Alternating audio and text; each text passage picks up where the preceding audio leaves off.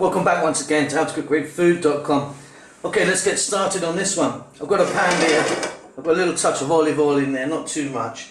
Now I've got my lamb, which is on the bone and quite chunky. And simply what we're going to do is I want to get this in, and I want to just toss it around for 3 or 4 minutes and just sort of seed it and brown it. Then we'll move on to the next stage. Okay, that was just a few minutes on each side just to, like I say, seed it. I mean, it's nowhere near cooked yet, but helps it on its way. Now I'm going to add some salt and pepper and some dried rosemary. I'm going to be adding some fresh rosemary as well, which will make all the difference.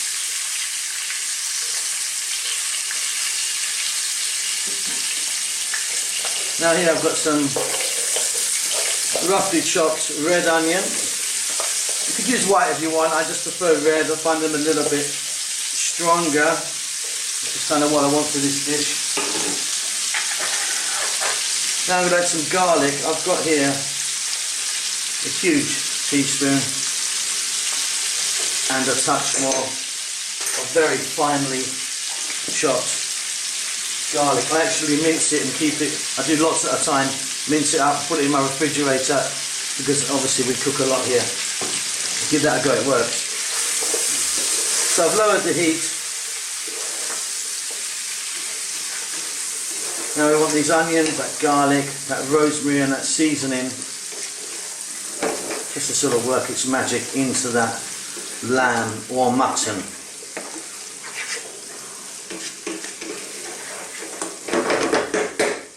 Let me pop a lid on this. I'll be back in about 6 or 7 minutes. Okay, let's take a look now. It's smelling incredible. We've got all that garlic booming out of this. Right, now I've got some chopped tomato there, fresh tomato, and a can of chopped tomato. I like the combination of both, to be honest. Let's get this in, a little stir. I'm going to pop the lid back on, but before I do that, how about some rosemary? I'm lucky enough to have some beautiful rosemary from my garden. Just on the top there. Lid's going to go on as low as you can now, and I'll be back in 15 minutes. Keep a little eye on it. Okay, let's jump in and take a look. Lovely. Incredible, incredible smell. Those fresh tomatoes have cooked down nicely. I'll just leave the stalks of that rosemary knocking about. I mean, it doesn't upset me, so I don't think it should upset you really. You could add some liquid now, some stock or some water, but I'm quite happy just like that, to be honest. Now, if you've got a pressure cooker, you'll get this meat to exactly where we need it very quickly.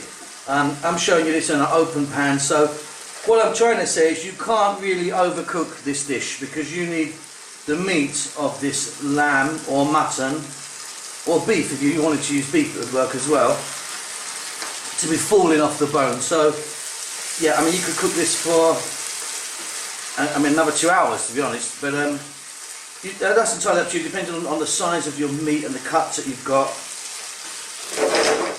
I'm going to check mine for some salt and pepper. I'm going to put the lid back on, and I think that my one's going to be ready in about 20 minutes. I hope you enjoy it. I'll see you again next time. Bye bye.